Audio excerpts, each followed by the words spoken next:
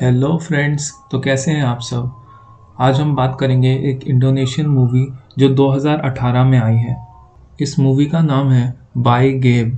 इस मूवी का English title है सुपरनैचुरल बेबी। इस मूवी की IMDb रेटिंग है 6.5 और 90% गूगल यूजर्स ने इसे पसंद किया है। अगर आप हमारे चैनल पर नए हैं तो इस चैनल को सब्सक्राइब करें और बेल आइकन दबाएं हमारे लेटेस्ट वीडियोस के सारे अपडेट्स पाने के लिए। तो आइए फ्रेंड्स, चलिए इस वीडियो की शुरुआत करते हैं। फिल्म की शुरुआत में हम एक क्राइम सीन को देखते हैं जहाँ पे पुलिस इन्वेस्टिगेशन कर रही होती है। इस क्राइम सीन पर एक बच्ची और एक आदमी की डेथ हो चुकी थी। उस बच्ची की आंखें पूरी तरह से सफ़ेद और बहुत ज़्यादा डरावनी थी और उस बच्ची की शरीर की सारी हड्डियाँ टूट चुकी थी। पुलिस को कुछ भी समझ नहीं आ रहा था कि इन दोनों की मौत कैसे हुई, और इन सब के चलते उस आदमी की वाइफ पूरी तरह से शॉक में चली गई थी। उस आदमी की वाइफ के पास एक पुलिस वाला आता है और कहता है कि मैं तुम्हें एक सेफ जगह लेके जाऊंगा और तुम्हें डरने की कोई ज़रूरत नहीं है। ये सब सुनकर वो औरत हंसने लगती है और फिर एक गन निकालकर खुद को गोली से उड़ा देती है। अगले सीन में हम एक कपल को देखते हैं। इन दोनों का नाम था राफा और फरा। ये दोनों अपनी वेडिंग एनिवर्सरी सेलिब्रेट कर रहे होते हैं। तभी फरा राफा को एक सरप्राइज़ देती है। वो राफा से कहती है कि वो प्रेग्नेंट है।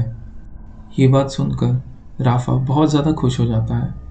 अगले सीन में हम देखते हैं कि राफा असल में एक कॉन्ट्रैक्टर है और राफा के हाथ एक बहुत बड़ी बिल्डिंग का प्रोजेक्ट लग जाता है। राफा का एक कॉम्पिटिटर होता है जिसका नाम होता है रोनाल्ड। रोनाल्ड बहुत ज़्यादा डिसअपॉइंटेड होता है क्योंकि उसे लगता है कि जो कॉन्ट्रैक्ट उसे मिलना चाहिए था वो राफा को मिल गया। रोनाल्ड राफा को धमकी देने के लिए कहता है कि मैं प्रार्थना करूंगा कि इस प्रोजेक्ट को ख़त्म करने के लिए तुम जिंदा बचे रहो। अगली सीन में हम देखते हैं कि राफा अपने दोस्त एडी के साथ हेयर कट करा रहा होता है। राफा और एडी बहुत अच्छे दोस्त होते हैं। राफा एडी को बताता है कि फारा प्रेग्नेंट है और वो लोग जल्दी एक नए घर में शिफ्ट होने वाले हैं। इस बात को सुनकर एडी बहुत ज़्यादा खुश होता है। राफा एडी को एक मेड ढूंढ के लाने के लिए कहता है क्योंकि फारा इस हालत में काम नहीं कर सकती। अगले सीन में हम देखते हैं कि राफा फारा को उसके नए घर में लेके जाता है। वहाँ फारा राफा से कहती है कि मैं तुम्हें अपने पास्ट के बारे में कुछ बताना चाहती हूँ। फिर राफा फारा से कहता है कि मुझे तुम्हारे पास्ट से कोई मतलब नहीं है, मैं तुम्हारे साथ बस अपना फ्यूचर बनाना चाहता हूँ। रात में राफा ब्रश कर रहा होता है तो वो देखता है कि एक एक करके उसके सारे दांत टूटने लगते हैं और मुंह से बहुत सारा खून बहने लगता है। वो शीशे में देखता है कि उसका चेहरा एकदम भयानक हो चुका है। तभी राफा की नींद खुलती है और वो देखता है कि वो एक सपना देख रहा था। वो अपने इस सपने के बारे में फारा को भी बताता है। फारा कहती है कि अगर कोई ऐसा सपना देखता है तो इसका मतलब उसका एक फैमिली मेम्बर मरने वाला है। वो दोनों इस बात पर ज़्यादा ध्यान नहीं देते और फिर सो जाते हैं। अगली सीन में हम देखते हैं कि फारा और राफा दोनों ब्रेकफास्ट कर रहे हैं। राफा नोटिस करता है कि फारा सुबह सुबह ही मीट खा रही है जो कि ठीक से पका हुआ भी नहीं है। तभी वो फारा को अजीब तरीके से इमेजिन करने लगता है। तभी उसकी आंख खुलती है और वो वापस होश में आ जाता है। फिर वो फारा से कहता है कि कच्चा मीट खाना हमारे बेबी के लिए ठीक नहीं है, इसीलिए वो मीट वो उठाकर डस्टबिन में फेंक देता है। उसी रात को जब फारा सो रही होती है तभी वहाँ पे एक ओल्ड लेडी आती है और सारा के पेट पे अपना हाथ फेरती है। सारा राफा को डर के मारे उठाती है, लेकिन जब राफा वहाँ देखता है तो वहाँ कोई नहीं होता। राफा कहता है कि ज़रूर तुमने कोई डरावना सपना देखा होगा। उसके बाद वो लोग सो जाते हैं। अगले दिन फारा को ऐसा लगता है कि बेबी उसके पेट से बाहर निकलने की कोशिश कर रहा है। आज असल में उसे डॉक्टर के पास भी जाना होता है, लेकिन राफा अपने काम में बहुत ज़्यादा बिजी था, इसलिए उसे अकेले जाना पड़ता है। जहाँ पे डॉक्टर फारा को बताती है कि उसे बेटा पैदा होने वाला है। ये बात सुनकर वो बहुत खुश होती है। वो ये बात राफा को भी बताती है, जिसे सुनकर वो भी बहुत खुश होता है। राफा इस खुशखबरी को अपने दोस्त एडी को भी सुनाता है और वो भी काफ़ी खुश होता है। अगले सीन में हम देखते हैं कि फारा अभी रास्ते में है, लेकिन तभी उसे लेबर पेन होना स्टार्ट हो जाता है। वो राफा को फ़ोन भी करती है, लेकिन राफा अपने काम में बहुत बिजी होता है, इसलिए वो इसका फ़ोन नहीं उठा पाता। तो वो आसपास मदद के लिए चिल्लाती है। वहाँ एक कपल गाड़ी रोककर फारा की मदद करते हैं। वो कपल इसे इसके घर पे लेके जाते हैं और यहीं पे ये अपने बच्चे को जन्म देती है। बेबी के पैदा होने के बाद उसके अम्बिलिकल कॉर्ड को इसी के घर की गार्डन में दफना दिया जाता है। देखने में बेबी एकदम हेल्दी था। ये दोनों उस बेबी का नाम रंगा रख देते हैं। एक दिन फारा रंगा को खिला रही होती है, तभी रंगा उसके कंधे पे नोच देता है और हम देखते हैं कि उसका हाथ एकदम डीमन के हाथ जैसा है। रात में जब रंगा रो रहा होता है तो फारा उसके कमरे में जाती है उसे चुप कराने के लिए, लेकिन वहाँ पर उसे उसकी आंखें एकदम सफ़ेद दिखाई देती हैं और हम देखते हैं कि फारा के पीछे एक ओल्ड लेडी की स्पिरिट खड़ी है।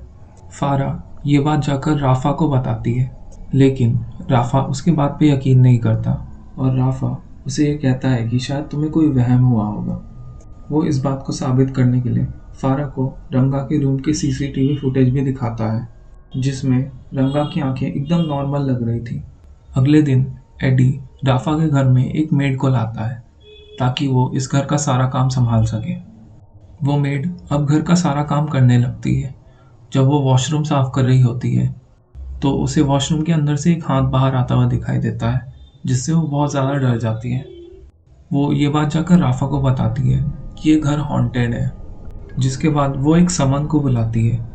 जब वो रंगा को देखता है तो वो शॉक रह जाता है। वो फारा से कहता है कि आप लोग को जल्द से जल्द ये घर छोड़ के यहाँ से जाना होगा, नहीं तो अच्छा नहीं होगा। ये बात बोलकर वो समन वहाँ से जल्दी जल्दी में चला जाता है। यहाँ कोई भी इस बात को सीरियसली नहीं लेता। रात को फारा जब रंगा के पास आती है तो वो रंगा का एक अजीब सा रूप देखती है आईने में, जैसे वो कोई डीमन हो, जिसे देखकर वो बहुत ज़्यादा डर जाती है और राफा को वहाँ आवाज़ देकर बुलाती है। राफा के वहाँ आने के बाद सब कुछ नॉर्मल हो जाता है। राफा को लगता है कि रंगा की वजह से फारा बहुत ज़्यादा थक गई है और इसी के कारण वो अजीब अजीब चीज़ें इमेजिन कर रही है। इसीलिए वो फारा को रेस्ट करने के लिए कहता है। रात में जब मेड किचन का काम कर रही होती है तब उसे एक बच्चा दिखाई देता है जो कि कपड़े से लिपटा हुआ था। जैसे ही वो उस कपड़े को हटाने जाती है वैसे ही वो बच्चा उठकर उसे काट लेता है। तभी मेड होश में आती है और देखती है वहाँ पे कोई नहीं है। इस इंसिडेंट से वो मेड इतना ज़्यादा डर जाती है कि वो घर छोड़कर भाग जाती है। राफा कई दिनों से घर पे था, जिसके कारण उसका काम बहुत ज़्यादा डिले हो चुका था। जब राफा आज अपने काम पे जा रहा था तो फारा उसे रोकने की कोशिश करती है, क्योंकि उसे घर में अकेले रहने से डर लगता है। लेकिन राफा उसे समझाता है कि जो वो सब देख रही है वो सब उसके मन का वहम है और उसके बिहेवियर के कारण मेड भी घर छोड़कर चली गई है, तो उसे रंगा को अकेले ही संभालना होगा और इस घर को भी। जिसके बाद वो वहाँ से चला जाता है। फिर फारा अपने कमरे में जाती है जिस कमरे में रंगा था, लेकिन वो वहाँ पे नहीं होता है। वो उसे ढूंढने की कोशिश करती है, लेकिन तभी उसे उल्टियाँ होने लगती हैं और उसके मुंह से एक कील निकलती है। तभी वहाँ पे एक ओल्ड लेडी की स्पिरिट आती है। फारा ये देखकर बहुत डर जाती है और घर से बाहर भागने की कोशिश करती है, लेकिन दरवाज़ा लॉक हो चुका था। तभी फारा रंगा को एक डीमन के रूप में देखती है, इसीलिए वो रंगा को एक चाकू लेके मारने वाली होती है, लेकिन तभी वहाँ पे राफा आ जाता है और फारा को रोक लेता है। राफा इन सब चीज़ों को देखकर समझ जाता है कि ये घर हॉन्टेड है और फारा झूठ नहीं बोल रही थी। इसीलिए राफा अपनी फैमिली को लेकर अपने पुराने घर में चला जाता है, जहाँ उसका एक पड़ोसी उससे बात करने की कोशिश करता है तो राफा उससे बहुत ज़्यादा रूडली बिहेव करता है। रंगा जब से इस घर में आया था तब से वो रोए जा रहा था, इसलिए राफा उसे लेकर घर से बाहर निकलता है, लेकिन अभी भी वो चुप नहीं होता। जैसे ही उसका वो पड़ोसी रंगा को अपनी गोद में लेता है तो वो चुप हो जाता है। तभी उसे रंगा की आंखें एकदम लाल दिखाई देती हैं। तभी उसका पड़ोसी कहता है कि मैं तुम्हारी फैमिली के सेफ्टी के बारे में तुमसे कुछ बात करना चाहता हूँ, जिसके कारण राफा उसे घर के अंदर बुलाता है। जिसके बाद उसका पड़ोसी उसे एक केस के बारे में बताता है। ये वही केस था जिसे हमें फिल्म की शुरुआत में दिखाया गया था। दरअसल ये आदमी वही पुलिस वाला था जो उस केस को इन्वेस्टिगेट कर रहा था। वो बताता है कि तुम्हारे साथ जो हो रहा है वो कुछ कुछ उसी केस से मिलता है जो कि कई साल पहले हुआ था। उस केस में उस फैमिली को ब्लैक मैजिक का यूज़ करके बर्बाद किया गया था। जब पड़ोसियों से पूछा गया तो उन्होंने बताया कि इनका बच्चा हमेशा रोते रहता था और ये लोग भी एक दूसरे से काफ़ी रूड बिहेव करते थे, ठीक वैसा ही जो कि राफा की फैमिली के साथ हो रहा था। तभी फारा के चिल्लाने की आवाज़ आती है। जब राफा वहाँ जाता है तो फारा उसे बताती है कि रंगा बहुत देर से खांस रहा है। जब राफा रंगा को चेक करता है तो वो देखता है कि उसके मुंह से बाल निकल रहे हैं। तभी राफा को खांसी होने लगती है और उसके मुंह से कील निकलती है। वो आदमी बताता है कि इस सब से साफ है कि उनके परिवार पे काला जादू किया गया है और उनके बच्चे को एक मोहरे की तरह इस्तेमाल किया जा रहा है बदला लेने के लिए। उसके बाद राफा और फारा दोनों प्रार्थना करने लगते हैं कि सब कुछ ठीक हो जाए। थोड़ी देर के बाद राफा सोचने लगता है कि ये सब उसके साथ कौन कर सकता है। तभी उसे याद आता है कि रोनाल्ड ने उस प्रोजेक्ट ना मिलने पर उसे धमकी दी थी और वो ही ये सब कर रहा है बदला लेने के लिए, ताकि उसका टेंडर रोनाल्ड को मिल जाए। अगले सीन में हम देखते हैं कि राफा रोनाल्ड के घर पहुंच चुका है। वो देखता है कि रोनाल्ड के घर में काफ़ी सारी कैंडल्स जली हुई हैं। उसे देखकर लगता है कि रोनाल्ड कोई ब्लैक मैजिक का रिचुअल परफॉर्म करने वाला है। राफा रोनाल्ड को कहता है कि ये सब चीज़ें रोक दो। फिर रोनाल्ड कहता है कि मैं तुमसे बदला लेना चाहता हूँ, लेकिन मैं बदला लेने के लिए कभी भी ब्लैक मैजिक जैसी चीज़ों का यूज़ नहीं करूँगा। तभी वहाँ पे रोनाल्ड की वाइफ आ जाती है। जब राफा इधर उधर देखता है तो उसे पता चलता है कि आज इन दोनों की एनिवर्सरी है, इसलिए यहाँ पे इतने सारे कैंडल्स जले हुए हैं। राफा अपने मिसबिहेवियर के लिए रोनाल्ड से माफ़ी मांगता है और वहाँ से जाने लगता है। रोनाल्ड जाते जाते राफा से कहता है कि ब्लैक मैजिक अक्सर उन लोगों के द्वारा किया जाता है जो कि आपके बहुत करीब हों। घर आते वक्त राफा सोच रहा होता है कि ऐसा उसके साथ कौन कर सकता है, कौन है जो कि उसके इतने करीब है और उसके साथ ये सब कर रहा है। अगले सीन में हम एडी को देखते हैं। एडी असल में ब्लैक मैजिक का रिचुअल परफॉर्म कर रहा होता है और इन सब के पीछे वो होता है। उसके बाद एडी फारा के पास जाता है उसके घर पे। यहाँ हमें ये पता चलता है कि एडी फारा का पिछला बॉयफ्रेंड था। जब फारा प्रेग्नेंट हो गई तो उसने उसे छोड़ दिया, जिसके कारण फारा की बेबी की जान चली गई। फारा उससे कहती है कि ये सब जो भी कुछ हुआ था वो हमारा पास्ट है और मैं अब राफा के साथ बहुत ज़्यादा खुश हूँ। तभी एडी कहता है कि वो दोनों इस बच्चे के कारण बहुत ज़्यादा क्लोज हैं। अगर ये बच्चा नहीं होता तो वो दोनों इतने क्लोज नहीं होते।